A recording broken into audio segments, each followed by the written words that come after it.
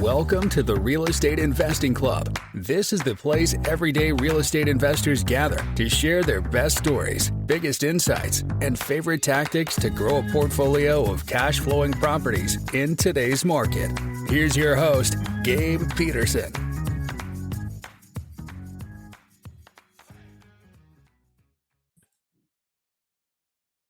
All right. Welcome back to another episode of the Real Estate Investing Club. I hope you guys are having a great day wherever you are. As always, it's Friday here. So we're bringing that Friday energy. It is nice and cold here in Seattle. It's been like 27 degrees. And my family has foregone our coffee trips. We usually go on a walk to the coffee shop in the morning, and it's just been too damn cold. So we haven't gone. And so we're sitting here without coffee. It's rough, but we're getting through it. Speaking of cold weather, we got a guest, Otis Odell, with us on the podcast today from Denver. So he is well acquainted with cold weather. Otis focuses on modular housing and affordable housing in the U.S. He is an architect with plenty of experience. I'm super excited to jump into this. It'll probably be a little bit more technical on the development side. So it should be pretty interesting. Otis, thanks for hopping on the show. Glad to be here. Thank you so much for having me. Absolutely. I told you before we got on here, we always like starting with stories. We like to hear how people got to where they are. I know you don't specifically invest in real estate, but you are real estate adjacent, being an architect. And so why don't you tell us your story, how you got into architecture and how it's gone since then?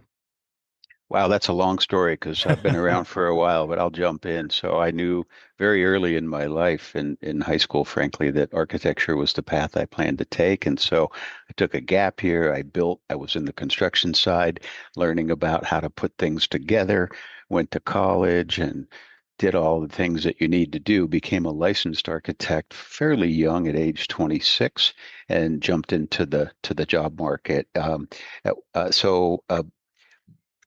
Went through that, and in 1995, several decades ago now, I started my own business and had my own company, architecture company, based in Denver for 16 years, and did mostly housing work. Along the way, I had some experience with modular construction. That was based on a developer wanting to build in the mountains, and the short building season that happens in the mountains prompted this developer to say, let's build this stuff in a factory so we can put it together quickly, because in the mountain towns, especially if it's a ski town, you have to be off the road in November and you can't get back on until April. So it prompted this whole modular thing, and that started my experience in modular. After 16 years with my own company, I sold that company and moved to California and joined a company called HED. That's where I am today. HED is a larger company with 400 plus people. We have offices around the country. My role is leading the housing and mixed use sector for the firm across the country. So now I'm back in Denver where I can get to all of our offices very easily, and we're still engaged in some modular work. Perfect, man. Well, that is long answer to your question. No, I love it. 16 years running your own firm. I'm sure you had plenty of stories going through there. So yeah, let's just hop right into the topic, modular housing. When we first started talking, my mind immediately went to mobile home parks because that's what I invest in. And so I was thinking mobile home parks, but you kind of corrected me. So why don't you first lay the groundwork and tell us what is modular housing? From my standpoint, modular housing is very different than mobile home parks. I think that's called manufactured housing or something. Mm-hmm. There's some nomenclature that's different. So modular housing is housing that is built in a factory. It can be built from wood. It can be built from metal stud framing, and it is built so that it can be loaded on a truck and travel across the road to get to a particular project site. And then these modules are stacked, and the ultimate result is a multifamily building. And there's so many advantages. I don't know if you want to get into the advantages at this point. Yeah. I would say that, first of all, you're building inside of a building. It's an assembly line. It is almost like, an old time assembly line for an automobile where you build a chassis, a frame, a floor, you frame walls. You're doing all of it in a controlled environment. There's no rain, there's no snow, there's no wind, there's no freezing temperatures. A worker can position themselves above their work in a more advantageous position. So it ends up being, in some regards, safer. And it has a higher level of quality because it's not getting wet. It's in a very controlled environment. And it's done with a certain amount of standardization. So the workforce is very familiar with what they're doing because it's somewhat repeatable. I mean, not that every single modular project is identical. It's certainly not. However, there are a lot of standardized features, and there's many plants across the country where this activity takes place. I actually worked for one summer as I was coming up through the ranks in a modular factory, so I built them. So that's the essence of it. I think that additional advantages for a developer and for the real estate business is that you can shave significant amount of time off of a schedule. Mm-hmm. So, well, you have to design things up front, and while the modules are being built in the factory, work can be proceeding in the field where you're doing all the site work, putting the utilities, and I'm referencing multifamily projects that are, 40 to 200 and more units. Okay. And they're typically rental apartments. Yep. So now you are doing all the site work, you're putting the utilities in place, you're putting foundations in place, whatever that foundation might be. Sometimes it might be a simple slab on grade. Sometimes it might be a concrete parking structure that's being put in place so that when that is completed, the modules are showing up on site Right. and can be stacked. So you might So it's shave. happening concurrently. You're doing the groundwork, the foundation, and then you're also simultaneously building the actual units, the living units. That's right. You're framing the units while you're pouring foundations. Yeah. So you can shave 30 to 40% off of off of a schedule. And for the investor who might be considering, investment in a modular delivery system, you get to market faster and you start collecting rents faster. Right. And so the economic and upside, your holding costs are lower because if you have a 40% longer development time, that means that you still have that loan and it's still ticking away. that's right. So you're paying interest that much longer. That's exactly right. So my question, the schedule part makes a lot of sense to me. Obviously, you can just go in there, slap them down, put siding on it, put a roof on it, seal it up, and you're good to go, which is a lot quicker than having to build it all on site. But I would think there would also be cost benefits because there, as you mentioned, there's a standardized process. The person who's building these, in my mind, it would cost less to build a unit in a warehouse than it would to build on site.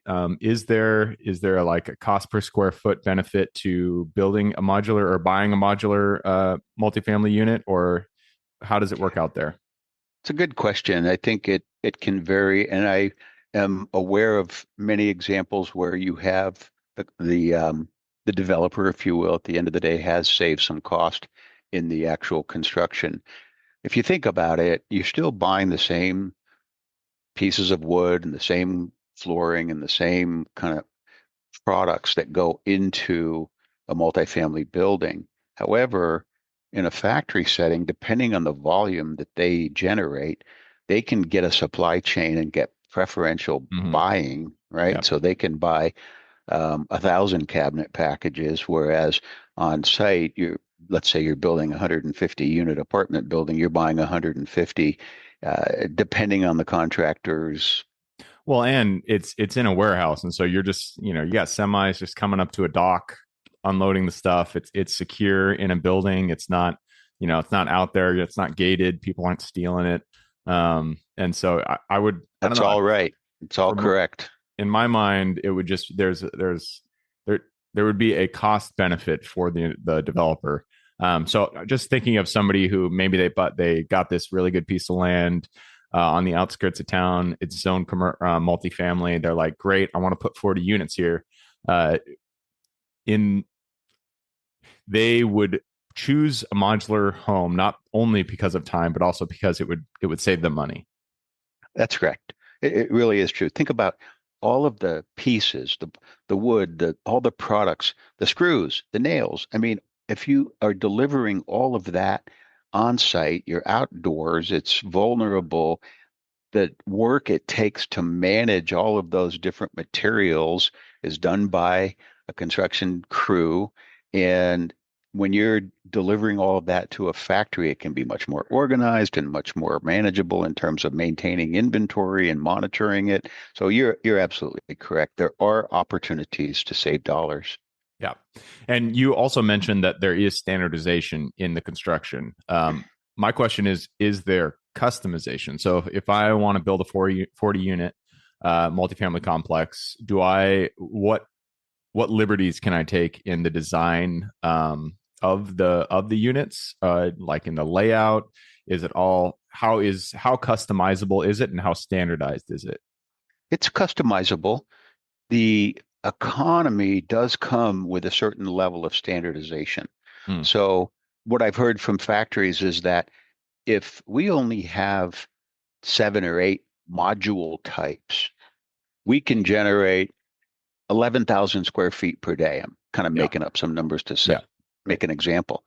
If there's a lot of variation and there are 17 or 18 module types, we may only be able to build 7,000 square feet a day. Yeah. So those are the consequences. However, I think it is important to be able to customize. Not every developer is going to want the same package of stuff. Yeah. So I think it is important for the industry to be able to customize, change, create different light fixtures, create different floor finishes. What is locked in as much as anything is the dimension of the Mm. module so that Okay. it can be shipped. Yeah. So you try to avoid wide load permits and all those kinds of things. I mean, in California, for example, you get above a certain width, you have to have a police escort. That's Oh, very geez. expensive, right? So you really want to be thinking about what your length and width is so that you can effectively ship it. And those are less customizable, still customizable, but less. Yeah, that makes sense. So if you are restricted by length and width, that would make, in my mind, that would mean that you're also restricted on unit size and bed bath combinations. I'm assuming you got your studios, you got your 1 bed, 1 bath, 2 bed, 1 bath. Are you able to construct 3 bed, 4 bed, 2 bath? What is the mix of bed baths that you're able to do? You absolutely can. And the way it's done, if you think about a typical multifamily apartment building, what we call a central loaded corridor. So there's a corridor, 6 foot wide corridor, and there are units on either side of that corridor. Mm-hmm. Generally, how it's built is from one outside wall to the other outside wall. So you're building a module, a corridor, and another module, and it's one thing that you ship. Okay. Okay. Now you put it by another module and you can connect side to side. So Okay. now you can connect as many as you want to, right? And get everything from studios, 1 bedroom, 2 bedroom, 3 bedroom, 4 bedroom. Absolutely. Got it. Okay. So that's actually not how I had pictured it. So the corridor is included in the construction. I had thought that you would construct a unit, a 1 bed, 1 bath unit, and then that would be placed on site, and then you would build the corridor on site. But it sounds like that's already in the construction once it's delivered. You could do it either way. The most efficient way is to include the corridor and the unit across the hall. And then what happens is the corridor has a certain is unfinished in some ways, and that's where you go to connect the plumbing and the electrical and the vertical pieces. So the Hmm. corridor is left open with access panels where you can make these connections. You have to carefully design the interior so that your plumbing's near those walls and all that sort of thing. Generally, what you try to do is you try to keep the trades out of the unit, right? So the unit's completely finished. It's got its flooring, it's got its cabinets, it's all done. And as soon as you let a construction worker in there with a tool belt and tools and all kinds of stuff, guess what? It gets a little boogered up. So you try to keep the construction trades out of the unit and have all the connections made in the corridor.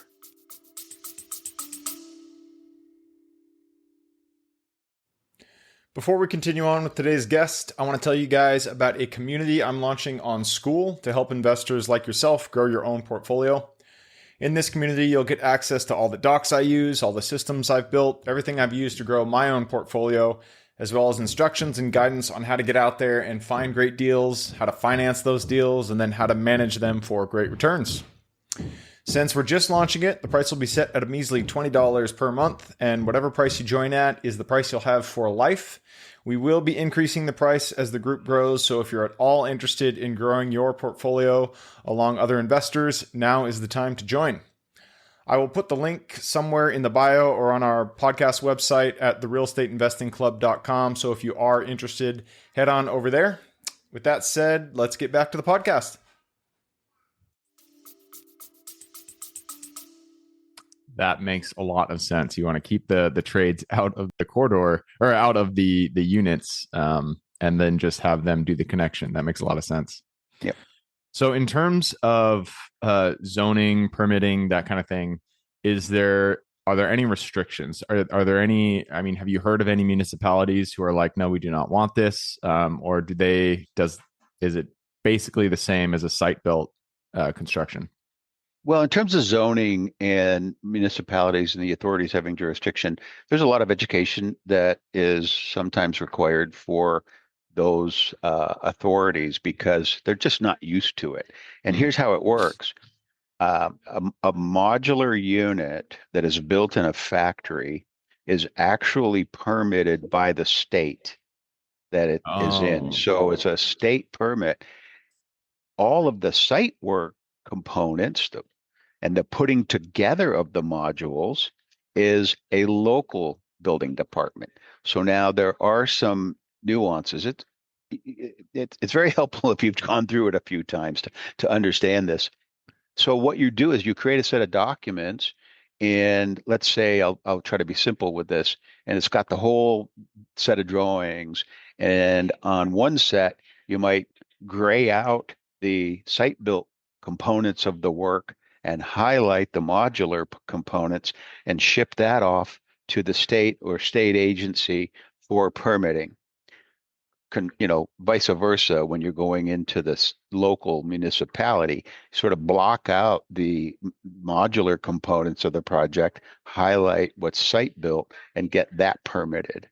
So generally, the local jurisdiction does not approve or need to permit the modular component. The part that shows up on a truck is already permitted. That's so. That but sense. In terms of zoning, if it's zoned multifamily, generally we don't see restrictions. What happens, of course, is many places, depending on the demographic and all sorts of other things, you might have a design review board. And I think the immediate perception of a modular built building is it's going to be pretty basic. It's going to be very rectangular. It's going to, look like a modular building. And it is not the case. There are a lot of opportunities to, especially generally, what we like to do is apply the exterior finish in the field. So you can have brick in some locations, and you can have different material combinations. You can move modules back and forth and in and out to get the articulation. You can include balconies. You can do the kinds of things that you would do in another project. So generally, we don't see it's too challenging to get through a design review board because we can certainly get very close to, um, the type of award-winning work that we would do as site built, similar to what we would do in a factory built situation. Clearly, it helps when the site has more regular geometry and it fits that kind of thing. We're not going to be doing curved walls. We're certainly there are criteria you look at very carefully to make sure it's applicable and appropriate for a modular delivery. Yeah. Um, how about let's talk about size. You mentioned that you guys do, 40 to 200. What about on the smaller size, especially like here in Tacoma? Dadus are super popular because they just basically lifted all restrictions for a certain lot size. I think it was 10,000 square foot lot. Anybody can put a dadu. So do you guys go down to, I guess if it's a modular home, you don't really, well, I mean, there would still be a benefit to build it off site and bring it. So do you guys go down to single units, to duplexes, triplexes, or is the, 40 unit kind of the minimum that you do? That's more a business decision than it is a practical decision. You can certainly do single family homes. You can certainly do duplexes, triplexes, fourplexes. Absolutely. I don't know what a dadu is, but Yeah, it's a detached unit. Yeah. Yeah, so what we have all over the country is what we call ADU, which is an accessory dwelling unit.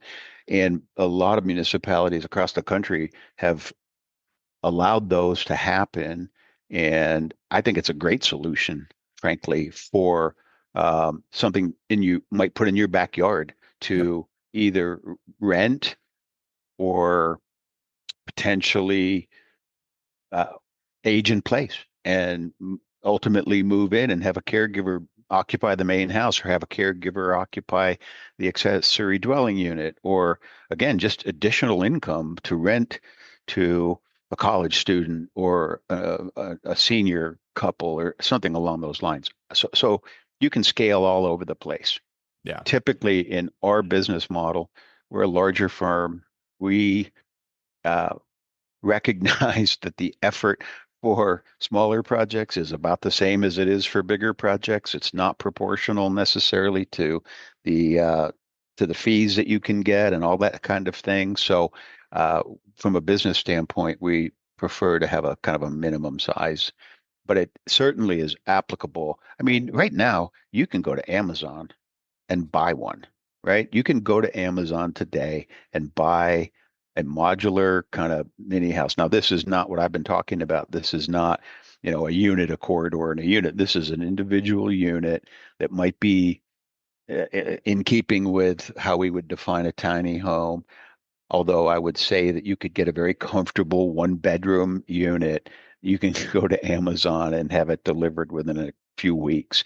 I mean, obviously, you got to have your foundation, you got to have your utility connections, but that's where we've gotten to as sort of a extension, if you will, of the modular industry. Yeah. Yeah, it's funny you mentioned that because I've in our parks that we own, we have considered not specifically the Amazon ones, but essentially those types of units like boxable. Yeah, right. I actually did look into the Amazon ones because some of them are just so cheap. They're like $20,000 to get a unit. Crazy, isn't it? Yeah, It is that's it's so crazy. cheap.